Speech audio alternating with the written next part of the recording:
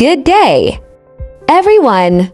Our topic for today is all about the topic 9, textile art soul, dream and imagination. Topic 10, improvisation in various art forms. Topic 11, indigenous art. Lesson 4, textile art soul, dream and imagination.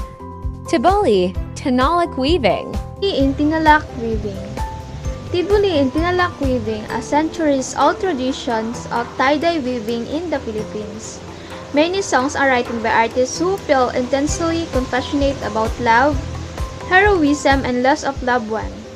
Some write their songs after an instant inspiration, but first-class Tibuli weavers, artists of their class, and can refuse to accept an order designless their dream about it.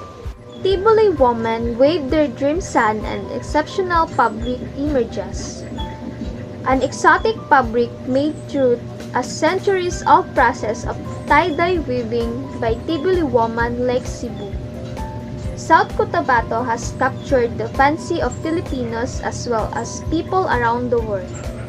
Called Tinalak, it is a touch case, wall decors, blankets, sockets, purse, clothing, cigarette case, belt, portfolio, and others. Yalang Estulay shows of a Tinalak. She designed after dreaming about the waves of the oceans. Langdulay, who runs the Lake Cebu base.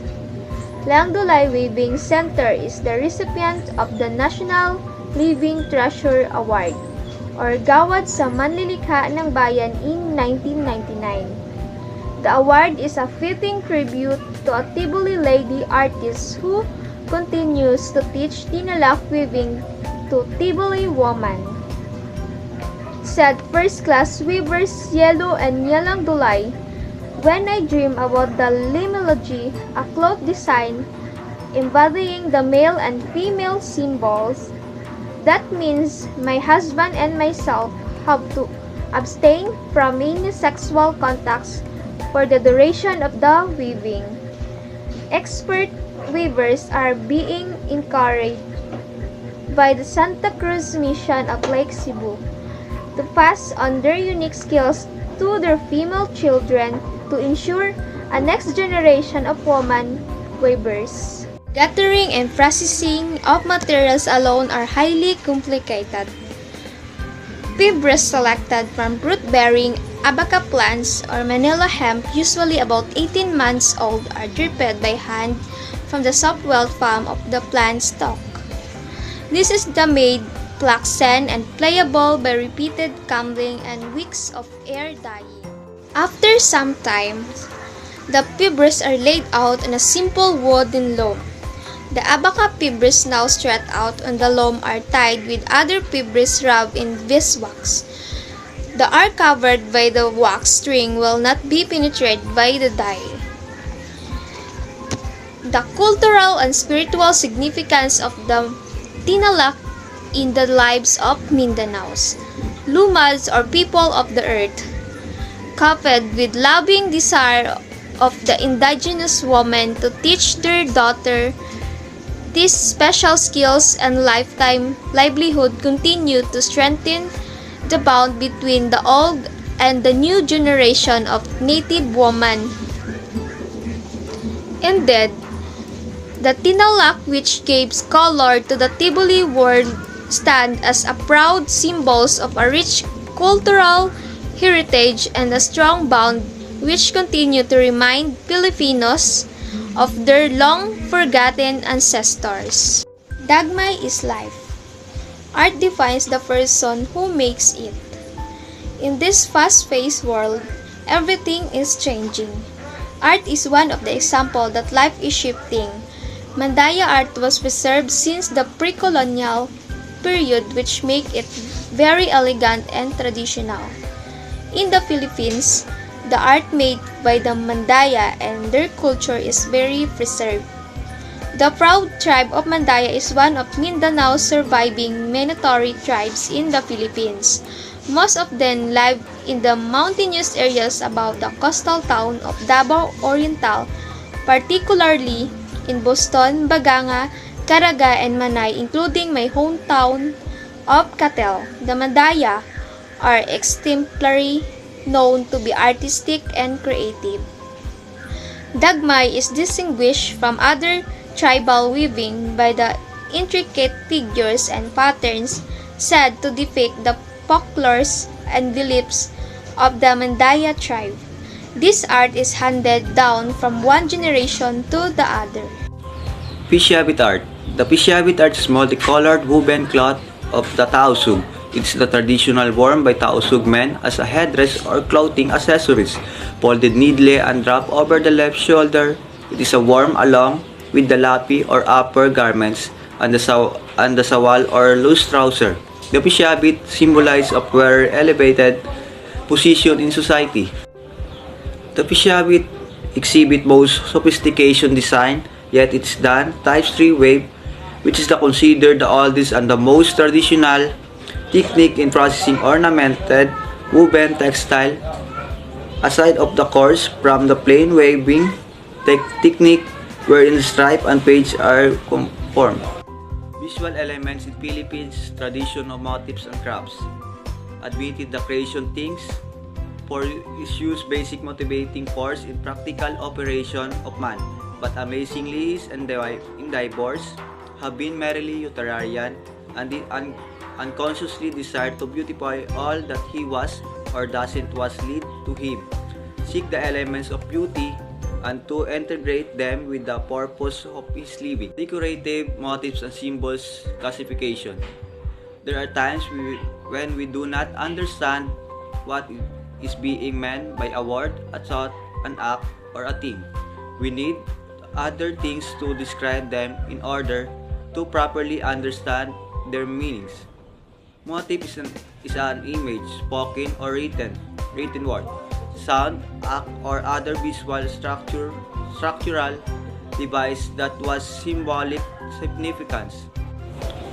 Motifs typically are used in one of 3 ways.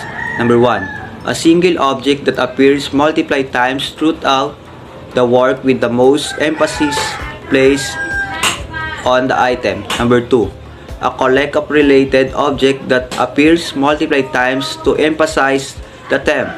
Number 3, a collection of seemingly unrelated items that serve to draw attention to them in this subtler a manner. Classification of motifs. The motifs or unit of a textile design may be classified as: Number 1, geometric motif. Number 2, realistic or natural motifs. Number 3, stylish motif. Number 4, abstract motif. Number 5, symbol. Dwelling forms. The following are forms or sheltered communities and their corresponding future. Take note of Filipinos' concept of place are manifested in dwelling structure. Number 1, bahay kubo. Number 2, tuguran. Number 3, Ifugao Valley. Number 4, bahay na bato. Symmetry arts, ukir-ukil. Ukir-ukil refers to geometric flowing design based on the left and the vein patterns. This patterns is the distinguished mark of the Maranao arts and Muslim influenced artwork in southern Philippines and even in the other Southeast Asia. There are 2 types of ukir. Number 1, male design are called ukir adato. Number 2, the female design are called ukir abay. Lesson 6. Improvisation in various art forms. What is improvisation? Improvisation is a century-old art form that has been used mainly in the performing arts, the acting, and music tradition. It's developed through ages, and today's most drama training institute incorporate improvisation in their curriculum. The art of improvisation often focuses on bringing one personal awareness into the moment and developing a profound understanding for the action one is performing. This fusion of awareness and understanding bring the practitioner to the point where he or she can act a range of options that best fit in situation. Even he or she has never experienced a similar situation, study of the skills and techniques of improvisation can strongly influence one competence in business, personal life, and or in art. Contact improvisation. Contact improvisation is a form developed 30 years ago that is now practiced around the world. It originated from movement studies of Steve Paxton in 1970s and developed through continued exploration of the Judson Dance Theater. It is a dance based on sharing weight, partnering, and playing with weight with unpredictable outcome. It is a dance with gravity, momentum, and everything else that is happening in the moment, including the physical energetic contact the dance partner share. Here are some benefits of dance improvisation. Number 1, boost confidence. Number 2, encourage self-discovery. Number 3, improve musicality. Number 4, air performance recovery. Number 5, inspired choreography. Theater improvisation. The theatrical form known as the Commedia dell'arte was highly improvisational, although through repeated performances. Its character developed stock speeches and stage business. Its scenario gained fairly standard form. Much of Asian dance and theatrical activity comprises improvised arrangement of stock scenes, movement, and speech. Why learn improvisation? Improvisation breaks down the barrier between minds and voice. It is the theatrical equivalent to jazz music and increases the mind's ability to form ideas and present them in coherent, relevant manners. Sound improvisation. Improvisation is an important aspect of music in general. Musical improvisers often understand the idiom of one or more musical styles. The benefits of improvisation when you're a musician. Most musicians want to do more than only read and play notes. They want to be able to create their own music, which can often come down to improvising in a jam session. Make up your own music or playing around with your instrument can be like a drum. Here are the unexpected benefits of music improvisation. Number 1, reinforce listening. Number 2, helps you recognize patterns and scales. Number 3, trains your ears. 4, teaches you to think ahead. Number 5, improves your health. Number 6, allow for self-expression. Number 7, boosts creativity. Indigenous art. Indigenous art is the artwork created by the indigenous people, the traditional people who come from the land. It is also centered on storytelling. Philippine indigenous art and craft. Cloth weaving. One of the most precious living traditions that are still kept until today is weaving. Basket weaving. Baskets are mainly used by the Cordilleras from their occupation. They use them as storage from their food when they need to go to mountain terrace to cultivate their lands. Jewelry making. Since the early 16th century, jewelry making in the country has been in existence. It is believed that the skills of early Filipino in making jewelry are adopted from their Asian neighbors like the Chinese. Pottery. Pots in the Philippines have different sizes, shapes, and designs. Their designs are usually geometric with stylized nature motif. Wood carving. Philippine sculpture is the most familiar art form among Filipinos. Tattoos. Filipino tattoos have a rich history dating back to before the Philippine Islands were colonized by Spaniards. Muslim art. The term Islamic art not only describes the created specifically in the service of the Muslim faith, but also characterize the art and architecture historically produced in the lands of ruled by Muslims, produced for Muslim patrons or created by Muslim artists. Islamic art in the Philippines. Islamic art is characterized by design of flowers, plant form, and geometric design. It is used in calligraphy, architecture painting, clothing, and other forms of fine arts. As Islamic spread around the world, this distinct form of art has become an integral part of the identity of the followers. It includes the Philippines. Art of Filipino Muslim. Islamic art in the Philippines is found predominantly in Muslim ethnic group, where every group offers their own distinct flavor of Islamic art. This distinct art of commonly seen in homes, clothing, and place of worship of Filipino Muslim. Christian art. What often passes of Christian art is narrowly defined. It is expression. It is Christian art. What often passes of Christian art is narrowly defined. It is expression. It is art that is mostly representational, overlay, sentimental, and trite. It is staid, all obvious, and leaves and nothing to do the imagination. It is attempts and defined in very concrete terms what can only be spiritually discerned. Christian art uses theme and imagery from Christianity. Most Christian groups have used art to some extent, although some have had objection religious image. Image of Jesus and narrative skin from the life of Christ are the most common subject, and skin from the Old Testament have played a part in the art of most denominations. Image of Virgin Mary and saint from the more prominent in the Roman Catholicism and Eastern Orthodoxy art. Contemporary art. A reference to contemporary art meaning the art of today.